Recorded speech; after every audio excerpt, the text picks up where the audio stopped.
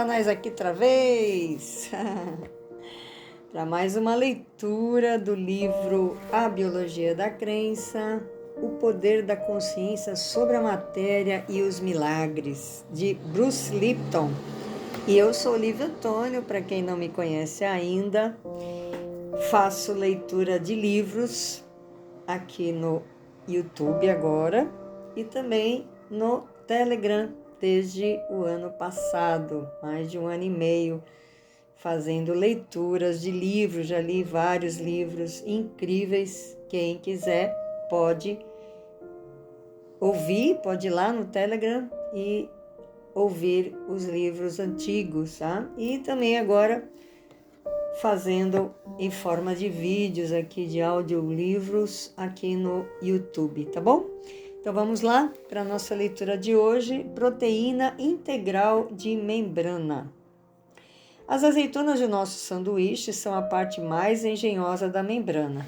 Essas proteínas permitem que os nutrientes, dejetos e outras formas de informação, entre aspas, sejam transportadas por ela. As azeitonas, entre aspas, de proteína permitem não apenas que as moléculas antigas penetrem nas células, mas também aquelas necessárias ao funcionamento adequado do citoplasma. Em meu sanduíche, elas representam proteínas integrais de membrana, PIMS ou IMPS em inglês. Essas proteínas penetram na camada de manteiga, entre aspas, da membrana, assim como as azeitonas das ilustrações da leitura de ontem. Como eles fazem isso? Lembre-se de que as proteínas são compostas de uma espinha dorsal linear formada por aminoácidos. De cada 20 aminoácidos, uma parte tem polaridade e prefere a água, e outros são sem polaridade e hidrofóbicos. A parte da espinha dorsal composta de aminoácidos hidrofóbicos procura estabilidade em ambientes oleosos como a camada lipídica. Veja a seta na ilustração seguinte. E por isso vai para a camada do meio da membrana. Como algumas regiões da espinha dorsal das proteínas são compostas de aminoácidos e outras não têm polaridade, o filamento de proteína acaba atravessando o pão e a manteiga do sanduíche. Há vários tipos de PIMs, todos com nomes diferentes, mas que podem ser subdivididos em duas classes funcionais: proteínas receptoras e proteínas executoras. As PIMs receptoras são os órgãos sensoriais das células, equivalente aos nossos olhos, orelhas, nariz, papilas gustativas, etc. Funcionam como nanoantenas, prontas a reagir aos sinais do ambiente. Algumas dessas proteínas integrais receptoras vão da superfície da membrana para o interior da célula, para monitorá-lo, enquanto outras voltam-se para o exterior para captar sinais externos. Algumas receptoras reagem a sinais físicos. Um exemplo é o da receptora de estrogênio, desenvolvida especificamente para complementar a forma e a distribuição de carga de uma molécula dessa substância. Quando há moléculas próximo das receptoras, elas se fixam nele como um ímã em um clipe de papel. Estabelecido o vínculo e a união completa, a carga eletromagnética da receptora se modifica e a proteína passa a ter a configuração ativa. O mesmo ocorre com as receptoras de histamina, que se adaptam e complementam o formato das moléculas de histamina. As receptoras de insulina complementam o formato das moléculas de insulina e assim por diante. As antenas, entre aspas, receptoras, também captam campos de energia vibracional como luz, sons e frequências de rádio. As antenas dessas receptoras de energia vibram como diapasões. Se uma vibração de energia no ambiente fizer vibrar uma antena receptora, isso vai alterar a carga da proteína, fazendo com que a receptora mude seu formato. Tratarei desse assunto com mais detalhes no próximo capítulo. Só desejo explicar que, devido ao fato de as receptoras serem capazes de captar campos de energia, O conceito de que apenas as moléculas físicas têm ação sobre a fisiologia celular é obsoleto. O comportamento biológico pode ser controlado por forças invisíveis, incluindo o pensamento, e também por moléculas físicas como a penicilina, o que serve de base científica para o desenvolvimento de medicamentos energéticos que não envolvem produtos farmacêuticos. As proteínas receptoras desenvolvem um trabalho importante, mas não afetam sozinhas o comportamento da célula. Captam os sinais do ambiente para que ela possa decidir qual a melhor reação e comportamento para sua sobrevivência, mas precisam do complemento das proteínas executoras. Agindo em conjunto, as receptoras e executoras formam um mecanismo de resposta e estímulo comparável aos reflexos humanos, que os médicos testam durante os exames físicos.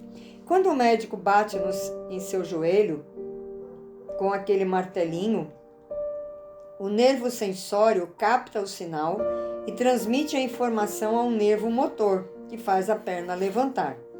As proteínas receptoras equivalem a nervos sensoriais e as executoras a nervos motores.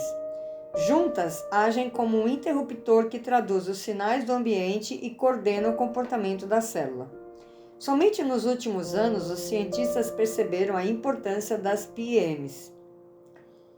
Seu estudo acabou se tornando um campo específico da ciência chamado tradução de sinais, entre aspas. Os estudiosos deste ramo estão trabalhando arduamente para classificar as centenas de ramificações complexas de informações que existem entre a captação de sinais do ambiente e a ativação das proteínas que regulam o seu comportamento. Aos poucos, a membrana está ocupando lugar de destaque na ciência, assim como o campo da epigenética, que enfatiza o papel das proteínas dos cromossomos. Há diversos tipos de proteínas executoras, pois são várias as tarefas que precisam ser realizadas para que haja um perfeito funcionamento da célula. Transportar proteínas, por exemplo, envolve o trabalho de uma grande família de proteínas de canal que transferem as moléculas e as informações de um lado da barreira para o outro, o que nos faz pensar nos pimentões do sanduíche de manteiga e azeitonas. Muitas proteínas de canal têm o formato de uma esfera levemente curva, semelhante à das azeitonas das ilustrações. Quando a carga elétrica de uma proteína é alterada, ela muda seu formato e nesse processo um canal é aberto em seu interior. Proteínas de canal podem ser, na verdade, duas azeitonas em uma, dependendo de sua carga elétrica. Quando estão no modo ativo, sua estrutura lembra a de uma azeitona furada, mas sem o recheio de pimentão. Já no modo inativo, assemelha-se a azeitonas recheadas, que ficam sempre fechadas ao mundo exterior. A célula. A atividade de um tipo específico de proteína de canal, a ATPase de sódio-potássio, merece atenção especial. Cada célula tem milhares de canais em sua membrana. Sua atividade diária consome quase metade da energia do seu corpo. Olha só, gente, eu falo tanto disso, não é? De consumir a energia. Esses canais se abrem e se fecham com tanta frequência que mais parece aquelas portas giratórias de loja em época de liquidação. Toda vez que esses canais giram, transportam 3 átomos de sódio de carga positiva para fora do citoplasma e 2 átomos de potássio com carga positiva do ambiente para dentro da célula. A ATPase de sódio e potássio não apenas consome, mas também cria muita energia, exatamente como as baterias dos Game Boys. Claro, até as crianças os destruírem. Na verdade, a atividade de produção de energia desta ATPase é bem melhor que as baterias, pois transforma a célula em uma bateria biológica que se recarrega continuamente. Vejamos como ela faz isso. Cada giro de ATPase de sódio e potássio faz mais carga positiva sair do que entrar na célula. A cada célula possui milhares delas. Como seu ciclo de giros ocorre centenas de vezes por segundo, o interior das células torna-se negativo enquanto sua superfície externa torna-se positiva.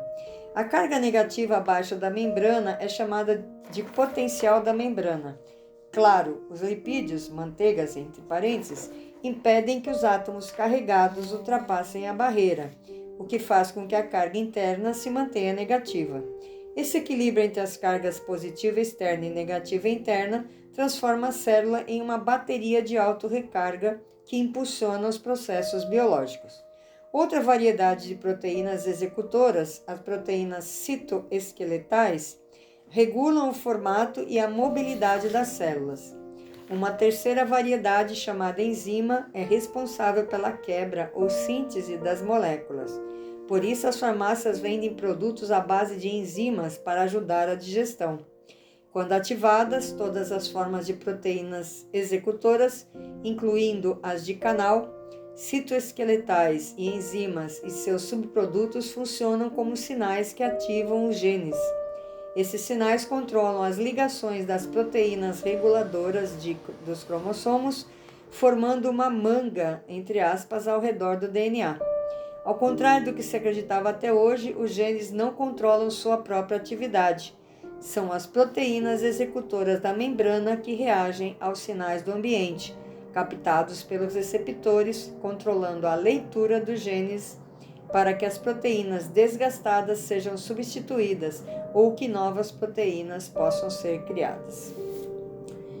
Olha só! Próxima leitura, próximo item vai ser como funciona o cérebro. Gente, eu sou apaixonada por esse assunto. Apaixonadíssima.